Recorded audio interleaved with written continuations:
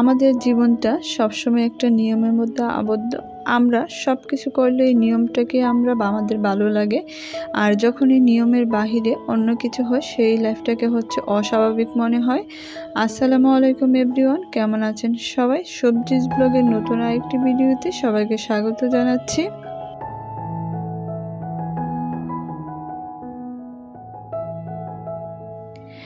অনেক দিন পর মনে হচ্ছে পরিবেশটা একটু একটু করে স্বাভাবিক হচ্ছে। তো দীর্ঘ অনেক দিন বন্ধ থাকার পর আজকে মেয়ের স্কুল খুলেছে, তো স্কুলে যাওয়ার জন্য রেডি হচ্ছে। তো সকালবেলা উঠে আমি আফরাকে খাবার মেখে দিয়েছি, আফরা চামচ দিয়ে খাবে আর পাশাপাশি রেডি হবে। তো এই তো খাচ্ছে আর রেডি হচ্ছে, আর এই দিকে আমি ওর কাপড়টা আয়রন করে দিচ্ছি। এতদিন স্কুল বন্ধ থাকা সত্ত্বেও আমি অলসতায় কাপড়টা আয়রন করা হয়নি, তো আজকে আয়রন করে দিতে হচ্ছে। আর যেহেতু স্কুল খোলা, তাকে টিফিন নিতে হবে, কারণ সেই 7:15 থেকে প্রায় 11:15 পর্যন্ত স্কুল, তো পাশাপাশি টিফিন তো লাগবেই। তো আমি 2 দিন আগে ওর জন্য বাসার জন্য বিরিয়ানি রান্না করছিলাম, ওইখান থেকে 1 বক্স বিরিয়ানি ফ্রোজেন করে রেখে দিয়েছি, যাতে করে যেদিনই স্কুল খুলে ওকে যেন আমি টিফিন দিতে পারি। আর আফরা এমনি তো খাবার নিয়ে খুবই বিরক্ত করে, বাসায়ও সব কিছু খেতে চায় না, আর টিফিনে তো কিছু দিলে খেতেই চায় না তার পছন্দ অনুযায়ী না হলে। তো সেজন্য যেহেতু টিফিন, সেই ব্যাপারে আমার ওর যেই খাবারগুলো পছন্দ করে সেই খাবারগুলোই আমি দেওয়ার চেষ্টা করি সব সময়। তো ওর টিফিনটা অলরেডি রেডি করে দিচ্ছি।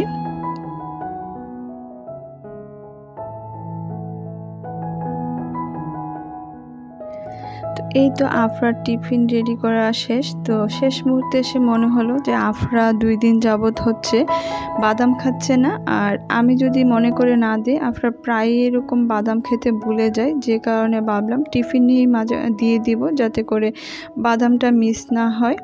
ওর বড় আব্বু তো প্রায়ই আমাদেরকে কল দিয়ে খুব সচেতন করে দিবে যে বাচ্চাদের খাবারের জন্য সবসময় দুধ, ডিম আর বাদাম রাখা হয়। ওর বড় আব্বু সবসময় ওর ব্যাপারে খুব বেশি টেনশন করে, ওকে নিয়ে চিন্তা করে। আর এমনি তো আফরা দিন দিন একদম শুকিয়ে যাচ্ছে, গত বছর থেকে আস্তে আস্তে মেয়েটা খুব শুকিয়ে যাচ্ছে, যে কারণে আরও বেশি ওর বড় আব্বু টেনশন করে। তো যাই হোক, বাদাম সবসময় আমি খাওয়ানোর চেষ্টা করি, তো মাঝে মাঝে যদিও মিস হয়ে যায় তো দিয়ে দিয়েছি। আর এই তো আফরাকে নিয়ে স্কুলে অলরেডি দিয়ে আসলাম, দিয়ে এসে বাসার ঘর গোছানোর কাজে লেগে পড়েছি। আর এসে আগে আফরা রুমটা গুছিয়ে দিচ্ছি, কারণ আফরা স্কুলে যাওয়ার আগ মুহূর্তে আসলে রুমটা একদম এলোমেলো হয়ে থাকে, তো ভাবলাম আগে এই রুমটাই গুছিয়ে ফেলি।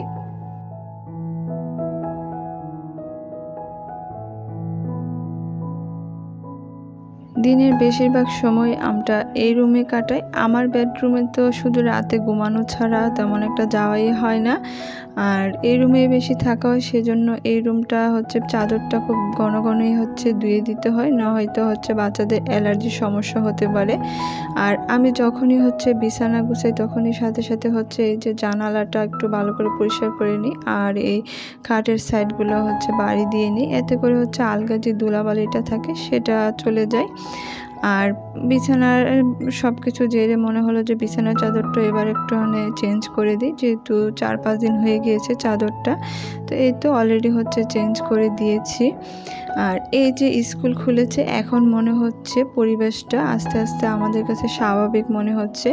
যত কিছুই হোক না কেন, যদিও স্কুল ওপেন থাকলে একজন গৃহিণীদের ব্যস্ততা অনেক গুণ বেড়ে যায়, তারপরেও মনে হচ্ছে পরিবেশটা স্বাভাবিক। আর এতদিন কত যে একটু অস্থিরতার মধ্যে গিয়েছে, এত লং টাইম স্কুল বন্ধ, না পড়াশোনা হয়েছে না কাজ, কোনোটাই হয়নি, তারপরেও ভালো লাগেনি। কেন স্কুল ওপেন থাকলেই ভালো, প্রতিটা জিনিসেরই একটা নিয়ম থাকে, এই নিয়মের মধ্যে থাকলেই মনে হয় যে আমরা ভালো থাকি। নিয়মের বাহিরে কোনো কিছুই আমাদের আসলে ভালো লাগে না, আর ভালো হয় না। আর গতকাল রাতেই ওর আব্বু আমাদের যে মাসকাবারির বাজার সেগুলো নিয়ে এসেছিল। আমাদের যত শুকনা বাজার আছে সবগুলোই আমরা আমরা মাসে একবারই করি, কারণ আমার ওর আব্বু হচ্ছে বারবার এগুলো একটু একটু করে আনাটা পছন্দ একদমই করে না। সে কারণে হচ্ছে একবারে নিয়ে আসে। যে জিনিসগুলো হচ্ছে দেখা গেছে একবার আনলেই চলে, সেই জিনিসগুলো আমরা চেষ্টা করি একবারে আনার।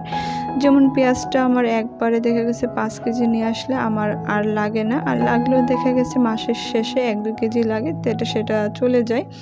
শুধু আলুটা আনা লাগে আর হচ্ছে কাঁচা বাজার। তো এখন হচ্ছে সবচেয়ে বড় দায়িত্ব মাসের শুরুতে এই বাজার সবগুলোকে হচ্ছে জায়গা মতো গুছিয়ে রাখা। মোটামুটি এগুলো গুছানো শেষ করে আমার খুব ক্ষুধা লেগে গিয়েছে, আর ইদানিং কেন জানি একদমই ভাত খেতে ইচ্ছে করে না।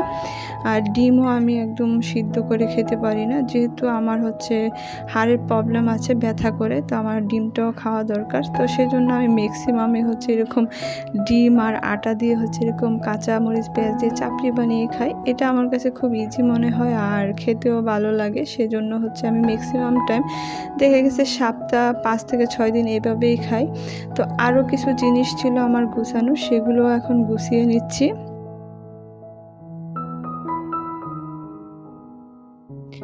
তো এই তো আরও কিছু জিনিস ছিল যেগুলো ছোট ছোট কৌটাতে আমার হচ্ছে রাখতে হয়, তো সেগুলো হচ্ছে আমি একটু নিয়ে এসেছি, এখন কৌটাতে রেখে দিচ্ছি। তো কফি ম্যাটটা শেষ হয়ে গিয়েছিল, কফি ম্যাটটাও নামিয়ে নিচ্ছি। আর কফি কৌটা হচ্ছে ওর আব্বু নিয়ে আসছে বাজার থেকে। আর এইদিকে হচ্ছে ইসবগুলের ভুসি, তুকমা দানা, জয়ফল, জয়ত্রী, এগুলো সবগুলোই আনা হয়েছে। তো সবগুলো আলাদা আলাদা কৌটাতে এখন হচ্ছে রেখে দিব সুন্দর করে, যাতে করে হচ্ছে আমি ম্যাক্সিমাম জিনিসই কাঁচের কৌটাতে রাখি, যাতে করে অনেক দিন ভালো থাকে।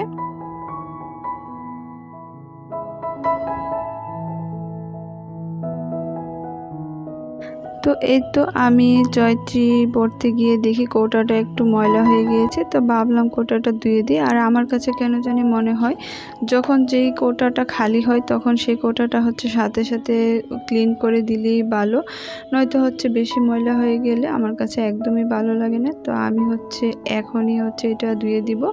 তো আমি আলাদা আলাদা কৌটাতে জয়ফল, জয়ত্রী নিয়ে নিয়েছি। এবার হচ্ছে গুছিয়ে যার জায়গাতে রেখে দিব।